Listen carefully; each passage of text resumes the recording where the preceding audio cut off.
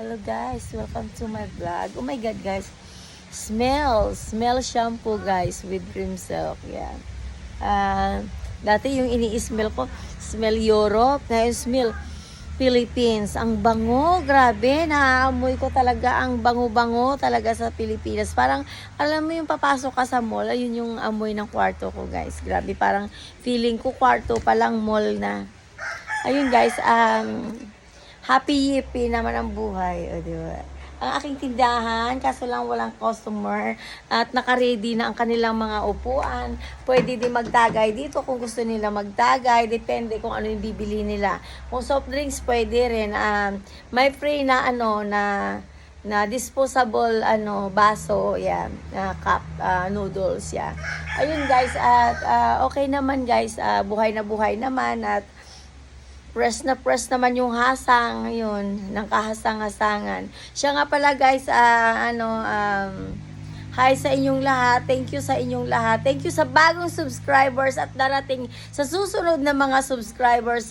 Thank you in advance. Happy New Year. Yeah. Merry Christmas. Ayun, joke lang. Alam ko naman na sana sa pagdating ng bagong taon, sana may fireworks dito guys. Yung fireworks na totoo, yung nasabog sa na parang rainbow ganon. Ayun, yun lang guys. At excited lang ako masyado. Pero Diyos ko, nakakatakot pala tumanda, no? Lalo na kung uugod-ugod ka, tapos iniisip mo kung sino mag-aalaga sa'yo, yun. Ayun yung iniisip nila ng mga 80 sa ngayon na malakas pa ang aking tuhod ito, na pwede pa akong mag-asawa. Hindi ko muna pinoproblema. Problemahin ko na lang kapag dumating na ang panahon na gumagapang-gapang na ako. Yun, poproblemahin ko kung sino ang mag-alaga sa akin. Pero I need to be sure that, someone will taking care of me with salary. Yan lang guys. Bye. Kaya ngayon pa lang habang malakas ang inyong tuhod, maghanap buhay kayo para sa future nyo. Kasi hindi natin alam, di ba?